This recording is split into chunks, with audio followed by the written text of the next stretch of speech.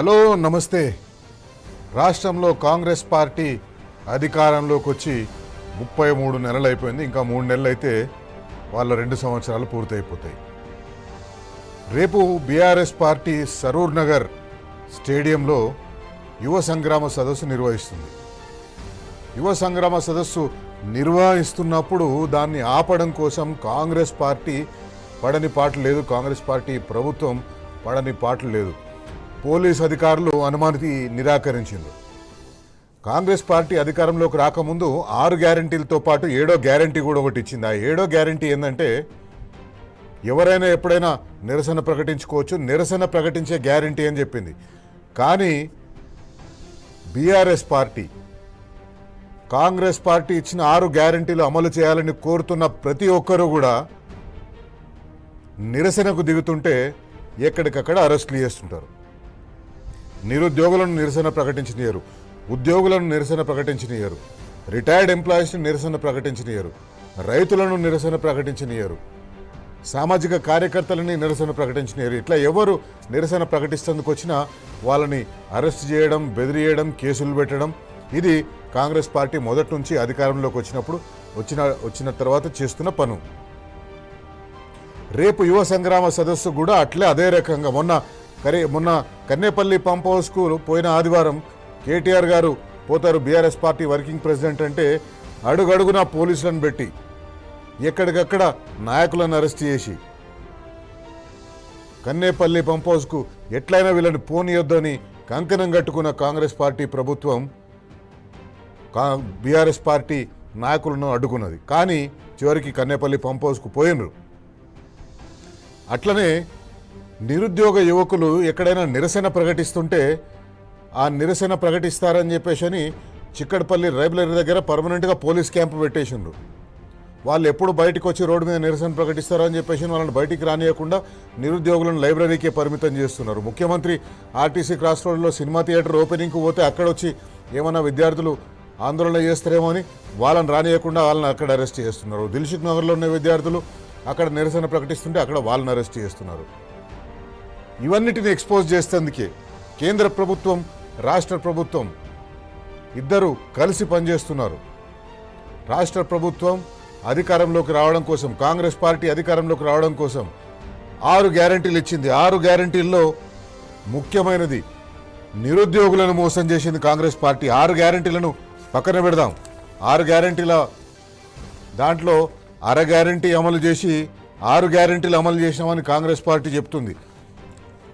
ఎక్కడైతే కాంగ్రెస్ పార్టీ యువజన సదస్సు నిర్వహించిందో, యువజన సదస్సు నిర్వహించిందో అదే ప్లేస్లో రేపు మే 8, 2023 నాడు కాంగ్రెస్ పార్టీ సరూర్ నగర్ స్టేడియంలో యువజన సదస్సును నిర్వహించింది.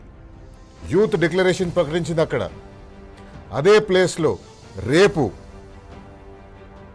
ఉదయం 10 గంటలకు బీఆర్ఎస్ పార్టీ యువజన సంఘర్షణ సదస్సుని నిర్వహిస్తుంది.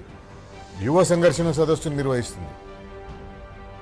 ఎందుకు? కాంగ్రెస్ పార్టీ అధికారంలోకి రావడం కోసం youth declaration, Hyderabad youth declaration పేరుతోటి ఒక 5 హామీలు ఇచ్చింది. దాంట్లో 5 హామీలు. ఈ హామీలన్నింటినీ కూడా ఒకసారి ప్రేక్షకులకు గుర్తు చేయాలి. ఒకసారి తెలంగాణ నిరుద్యోగులకు గుర్తు చేయాలి. తెలంగాణ నిరుద్యోగులు దాదాపు 1,70,000 ఉద్యోగాలు ఇచ్చిన బీఆర్ఎస్ పార్టీకి వ్యతిరేకంగా, కేసీఆర్కు వ్యతిరేకంగా కాంగ్రెస్ పార్టీ 1 సంవత్సరంలోనే 2 లక్షల ఉద్యోగాలు ఇస్తారని చెప్పిన దాన్ని నమ్మి బీఆర్ఎస్ పార్టీని ఓడగొట్టి కాంగ్రెస్ పార్టీని గెలిపించిండ్రు. ఊరూరికి పోయి ప్రచారం చేసిండ్రు. ముఖ్యమంత్రి రేవంత్ రెడ్డి అయితే స్వయంగా మీ ఒక్క ఓటే కాదు, మీ అమ్మా నాయనల ఓటు, మీ ఇంటి పక్కల ఓట్లు, మీ చుట్టుపక్కల ఓట్లు, అందరి ఓట్లు వేయించండి. ఎక్కడ బీఆర్ఎస్ పార్టీ ఓడిపోదని నేను చూస్తాను. బీఆర్ఎస్ పార్టీ ఓడిపోయిన సంవత్సరం కాలం లోపలనే మీకు 2 లక్షల ఉద్యోగాలు ఇస్తామన్నారు. ఎక్కడ పోయినాయి? వాళ్ళు చెప్పిన లెక్కల ప్రకారమే, అసెంబ్లీలో చెప్పిన లెక్కల ప్రకారమే 16,000 ఉద్యోగాలు మాత్రమే భర్తీ చేసిండ్రు. ఇప్పటి వరకు 3 సంవత్సరాల్లో 16,000 ఉద్యోగాలు మాత్రమే భర్తీ చేసిండ్రు. కాంగ్రెస్ పార్టీ యూత్ డిక్లరేషన్ ఒకసారి చూద్దాం. అభయహస్తం మేనిఫెస్టోలో చెప్పింది ఇది. బట్టి విక్రమార్క గారు చెప్పిన ఇంటింటికి మేనిఫెస్టో పంపించిండ్రు, గ్యారంటీ కార్డులు పంపించిండ్రు. గ్యారంటీ కార్డులు భద్రంగా పెట్టుకోండి అన్నారు. భద్రంగా పెట్టుకున్న తెలంగాణ ప్రజలు ఒకసారి దాన్ని బయటికి తీసి చూడండి. హైదరాబాద్ యూనిక్ డిక్లరేషన్ పేరుతో మొదటిదే అమరవీరుల ఉద్యమకారుల త్యాగాలకు గుర్తింపు అని చెప్పేసి అన్నారు. 25,000 రూపాయల పెన్షన్ ఇస్తామన్నారు. ఇది యూత్ డిక్లరేషన్లో భాగంగా చేసింది. ఎందుకంటే తెలంగాణ కోసం కొట్లాడింది యువత అని కాంగ్రెస్ పార్టీకి తెలుసు.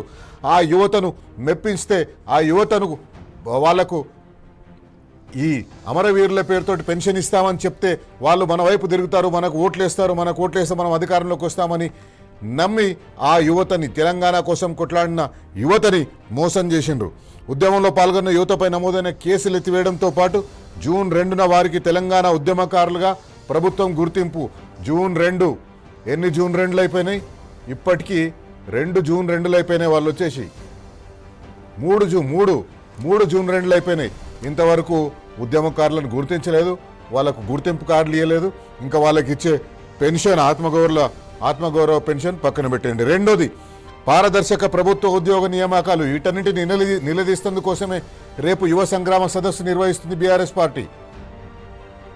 లక్షలాదిగా యువకులు, నిరుద్యోగులు రేపు ఆ సభకు రానున్నారు.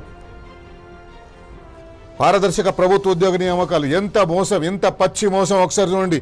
మొదటి పాయింటే మొదటి ఏడాదిలోనే 2 లక్షల ప్రభుత్వ ఉద్యోగాలు భర్తీ చేస్తామన్నారు. 2 లక్షల ప్రభుత్వ ఉద్యోగాలు ఎవరు చేసింది? ఇవన్నీ ఎవరు ప్రకటించిండ్రు? ప్రియాంక గాంధీ వాద్రా. ఆమె సరూర్ నగర్లో యూత్ డిక్లరేషన్ ప్రకటించినప్పుడు మొదటి ఏడాదిలోనే 2 లక్షల ఉద్యోగాలు భర్తీ చేస్తామన్నది. కానీ మొదటి ఏడాదిలోనే ఆమెకు ఉద్యోగం వచ్చింది. ప్రియాంక గాంధీ అప్పటికి ఎంపీ కూడా కాదు, కానీ మొదటి సంవత్సరంలోనే ఆమెకు వాయనాడ్ నుంచి ఎంపీ టికెట్ తీసుకొని అక్కడ పోయి గెలిచింది. మొదటి సంవత్సరంలోనే సోనియా గాంధీకి ఉద్యోగం వచ్చింది. సోనియా గాంధీ రాజస్థాన్ నుంచి రాజ్యసభకు వచ్చింది. మొదటి ఏడాదిలోనే ఎస్సీ, ఎస్టీ, బీసీ, మైనారిటీల బ్యాక్లాగ్ పోస్టుల భర్తీ. ఒక్కటి బ్యాక్లాగ్ పోస్టు భర్తీ చేయలేదు. ఇది కాంగ్రెస్ పార్టీ మోసకారి పార్టీ తెలంగాణ యువతను మోసం చేసిన తీరు. ప్రతి ఏడాది జూన్ 2 నాటికి అన్ని శాఖల్లో ఖాళీలతో జాబ్ క్యాలెండర్. 3 జూన్ 2లు అయిపోయినాయి. ఇంతవరకు ఒక్క జాబ్ క్యాలెండర్ లేదు. వచ్చిన ఒక్క జాబ్ క్యాలెండర్ కూడా పోయిన సంవత్సరం అసెంబ్లీలో ప్రకటిస్తే దానికి దిక్కు దివానం లేదు. ఇది కాంగ్రెస్ పార్టీ చేస్తున్న మోసం. నిరుద్యోగ యువతకు ఉద్యోగ ఉపాధి అవకాశాలు కల్పించే వరకు ప్రతి నెల 4,000 రూపాయల భృతి చెల్లింపు. 4,000 రూపాయలు కాదు కదా, 4 రూపాయలు కూడా రాలేదు. ఈ లెక్కన ప్రతి నిరుద్యోగ యువతకు, తెలంగాణలో ఉండే ప్రతి నిరుద్యోగ యువతకు 1,40,000 రూపాయల బాకీ పడ్డది ఈ కాంగ్రెస్ పార్టీ ప్రభుత్వం. 35 నెలలు అవుతుంది, 33-35 నెలలు అవుతుంది. 35 నెలలు వేసుకుంటే 1,40,000 రూపాయలు బాకీ పడ్డది ఈ కాంగ్రెస్ పార్టీ ప్రభుత్వం. నిరుద్యోగ వృత్తి పేరుతోటి వాళ్ళకు చెల్లిస్తాన్న 1,40,000 రూపాయలు. ప్రత్యేక చట్టంతో టీఎస్పీఎస్సీని ప్రక్షాళన చేసి యూపీఎస్సీ తరహాలో పునరుద్ధరణ. టీఎస్పీఎస్సీని వీళ్ళు ప్రక్షాళన చేసింది ఏం లేదు, పొడిచిపెట్టింది ఏం లేదు. కేవలం ఆ చైర్మన్ నియమించింది, సభ్యులను నియమించింది. వాళ్లకు కాంగ్రెస్ పార్టీ నాయకులకు కొందరికి ఉద్యోగాలు ఇచ్చుకున్నది, కానీ అక్కడ చేసింది ఏం లేదు, ప్రక్షాళన లేదు. అసలు ఉద్యోగ నోటిఫికేషన్లే లేవు కదా అక్కడ. ప్రక్షాళన ఏం చేస్తారు? ప్రక్షాళన చేసుకుని ఏం చేసుకుంటారు? నిరుద్యోగ నిర్మూలన. కాంగ్రెస్ హయాంలో నిరుద్యోగ రహిత రాష్ట్రంగా తెలంగాణను తీర్చిదిద్దేందుకు సెంట్రలైజ్డ్ ఆన్లైన్ రిజిస్ట్రేషన్ పోర్టల్ని ఏర్పాటు చేసి 7 జోన్లలో ఎంప్లాయ్మెంట్ ఎక్స్చేంజ్లను, ప్రతి జిల్లాలో స్కిల్ డెవలప్మెంట్ సెంటర్లను నెలకొల్పడం. ఇది కాంగ్రెస్ పార్టీ చేస్తా అని చెప్పింది. జిల్లాల్లో ఉండే తెలంగాణ యువత, తెలంగాణ ప్రజలు మీరు పోయి చూడండి ఒకసారి. ఎక్కడున్నాయో మీకేమైనా కనిపిస్తున్నాయో? మాకైతే కనిపిస్తలేదు. మాకు మొత్తం రాష్ట్ర వ్యాప్తంగా నెట్వర్క్ ఉంది, మండల స్థాయి వరకు నెట్వర్క్ ఉంది టీ న్యూస్కు, కానీ ఎక్కడ కూడా కనిపించలేదు. మాకు ఒక్కటి కూడా కనిపించలేదు. మీరు కనిపిస్తే ఫోటోలు తీసి పంపించండి. కాంగ్రెస్ హయాంలో నిరుద్యోగ రహిత తెలంగాణ రాష్ట్రాన్ని తీర్చిదిద్దేందుకు సెంట్రలైజ్డ్ ఆన్లైన్ రిజిస్ట్రేషన్ పోర్టల్ని ఏర్పాటు చేసి 7 జోన్లలో ఎంప్లాయ్మెంట్ ఎక్స్చేంజ్లు. దయచేసి ఆ 7 జోన్లలో ఎంప్లాయ్మెంట్ ఎక్స్చేంజ్లు ఉన్నాయో ఒకసారి మాకు చెప్పండి. ప్రభుత్వ రాయితీలు పొందిన ప్రైవేట్ కంపెనీల్లో తెలంగాణ యువతకు 75% రిజర్వేషన్ కల్పన. ఇది మరొక బూటకం, ఇది మరొక మోసం, పెద్ద మోసం. ప్రభుత్వ రాయితీలతో పొందిన ప్రైవేట్ కంపెనీల్లో తెలంగాణ యువతకు 75% రిజర్వేషన్. ఎక్కడ పోయింది తెలంగాణ యువతకు రిజర్వేషన్? 75% రిజర్వేషన్ ఏమైంది? ఎన్ని కంపెనీలు మీరు వచ్చిన తర్వాత, మీరు వచ్చిన తర్వాత కంపెనీలు ఏం రాలేదు, అది వేరే విషయం పక్కన పెట్టండి. కానీ వచ్చిన కంపెనీలోనైనా ఎన్ని ఉద్యోగాలు తెలంగాణ యువతకు ఇచ్చింది బరాబర్ అడుగుదాం. విద్యా ఉపాధి అవకాశాలను మెరుగుపరిచేందుకు యూత్ కమిషన్ను ఏర్పాటు చేసి 10 లక్షల వరకు వడ్డీ లేని రుణ సదుపాయ కల్పన. రాజీ యువ వికాసం పేరుతోటి అప్లికేషన్లు తీసుకొని సంవత్సరం నరైతుంది, ఇంతవరకు వాటికి దిగువనం లేదు. 5 లక్షల రూపాయలు ఇస్తామని చెప్పేసి అన్నారు, 5 లక్షల వరకు లోన్లు ఇస్తామని చెప్పేసి అన్నారు. అప్లికేషన్లు తీసుకున్నారు, ఇంతవరకు దానికి దివానం లేదు. అందుకే బరాబర్ అడుగుదాం కాంగ్రెస్ పార్టీని, ఏమైనా మీ హామీలు? ఇన్ని హామీలు చేస్తే ఒకటి కూడా అమలు చేయలేదు. ప్రత్యేక గల్ఫ్ విభాగం ఏర్పాటు చేసి గల్ఫ్ ఏజెంట్ల నియంత్రణ మరియు గల్ఫ్ దేశాల్లో మెరుగైన ఉపాధి కల్పనతో పాటు గల్ఫ్ కార్మికుల సంక్షేమానికి తగిన చర్యలు. గల్ఫ్లో పనిచేస్తున్న తెలంగాణ సోదరులు మీరు చెప్పాలి, ₹1 లాభమైనా మీకు జరిగిందా? ఈ కాంగ్రెస్ పార్టీ ప్రభుత్వం వచ్చిన తర్వాత 2.5 సంవత్సరాల్లో లేదా 33 నెలలలో మీకు ఒక్కరికైనా వచ్చిందా? ₹1 అయినా వచ్చిందా? ఫీజు రీయింబర్స్మెంట్ 4వ పాయింట్, ఫీజు రీయింబర్స్మెంట్. ఇదైతే మరీ అధ్వానం చేసి పాడేసి మొత్తం దాన్ని గలగుర ఎంపేసేసి ఇష్టం వచ్చినట్టు కాంగ్రెస్ పార్టీ ప్రభుత్వం ఆ ఫీజు రీయింబర్స్మెంట్ స్కీమ్లో ఉన్న స్పిరిట్నే దెబ్బతీసింది. ఆ స్పిరిట్ లేనే లేదు ఇప్పుడు ఆ ఫీజు రీయింబర్స్మెంట్ పథకంలో. డైరెక్ట్గా విద్యార్థుల ఖాతాల్లోకి వేస్తామంటారు, ఎప్పుడు వేస్తారో చెప్పరు. సంవత్సరానికి 4 సార్లు 3 సార్లు వేస్తామని చెప్పేసి అంటారు. వాళ్ళ ఖాతాల్లోకి వచ్చిన తర్వాత వాళ్ళు ఫీజులు కట్టాలంటారు. మొత్తం విద్యార్థులు ఏదైనా అనివార్య కారణాల వల్ల చదువు మధ్యలో ఆపేయాల్సి వస్తే ఆ పైసలన్నీ మళ్ళీ గవర్నమెంట్ రికవర్ చేస్తుంది, revenue recovery act ప్రయోగిస్తారు.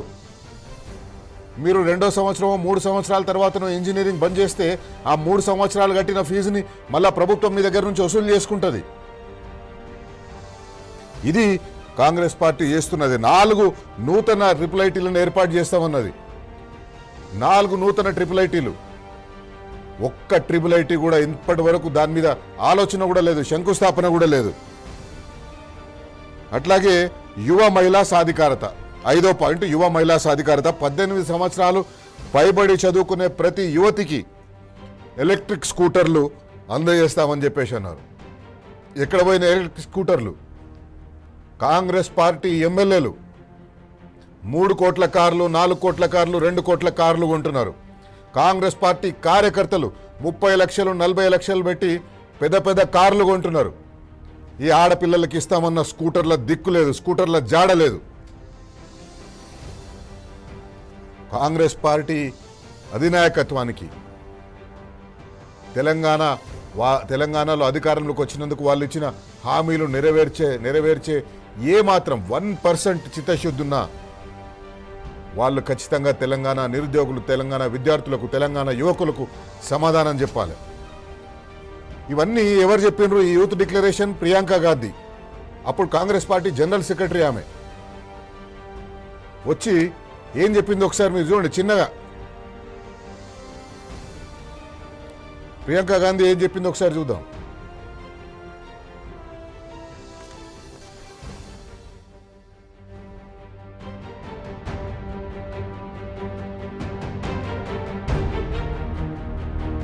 Priyanka Gandhi Congress party తరఫున వచ్చి ఇక్కడ హామీ ఇచ్చిపోయింది. ప్రియాంక గాంధీ ఇచ్చిన ఈ 5 డిక్లరేషన్ల మీద కాంగ్రెస్ పార్టీని బరాబర్ అడుగుదాం. 33-34 నెలలు అయిపోయినా ఇప్పటి వరకు మీరు ఇచ్చిన హామీలకు దివానం లేదు. ఏం చేస్తున్నారు? ఎప్పుడు ఇస్తారు ఈ హామీలని? నెరవేర్చరా? మీకు హామీలు నెరవేర్చడం చేత కాకపోతే చెప్పండి, నిరుద్యోగులు ఏదో ఒకటి చేస్తారు, వాళ్ళ దారి వాళ్ళు చూసుకుంటారు, మా కర్మ ఇంతే అని కూర్చుంటారు. మళ్ళా ఎలక్షన్లో మీకు బుద్ధి చెప్పడం ఖాయం. అందుకే బరాబర్ అడుగుదాం. ముఖ్యమంత్రి రేవంత్ రెడ్డి గారు సరూర్ నగర్ సాక్షిగా నిరుద్యోగులు యువ సంగ్రామ సదస్సు పెట్టుకుంటే ఎందుకు మీకు గుబులైతుంది? 2 లక్షల ఉద్యోగాల పేరుతో మీరు చేసింది మోసం కాదా, నయవంచన కాదా, ద్రోహం కాదా? బరాబర్ అడుగుదాం. 2.5 సంవత్సరాల్లో 17,000 ఉద్యోగాలు ఇచ్చి ఏ మీటింగ్కు పోయినా 70,000 ఉద్యోగాలు ఇచ్చినాం. ఒకరు 70 అంటారు, ఒకరు 80 అంటారు, 90 అంటారు. వాళ్ళ నోటికి అడ్డు అదుపు లేదు. 2.5 ఏళ్లు గడిచినా 17,000 ఉద్యోగాలు మాత్రమే ఇచ్చి 70,000 ఉద్యోగాలు ఇచ్చినామని ఎందుకు బొంకుతున్నారు? నెలకు 4,000 నిరుద్యోగ భృతి ఇంకెప్పుడు ఇస్తారు రేవంత్ రెడ్డి గారు? బరాబర్ అడుగుదాం.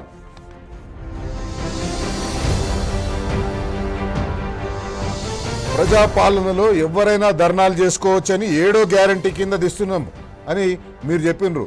మీ చేసిన 6 గ్యారంటీలకు దిక్కు లేదు, ఈ 7వ గ్యారంటీకి అసలు దిక్కు లేదు. మరి ఇప్పుడు యువ సంగ్రామ సదస్సుకు అనుమతి ఇవ్వకుండా ఎందుకు రాజకీయం చేస్తున్నారు? బరాబర్ అడుగుదాం.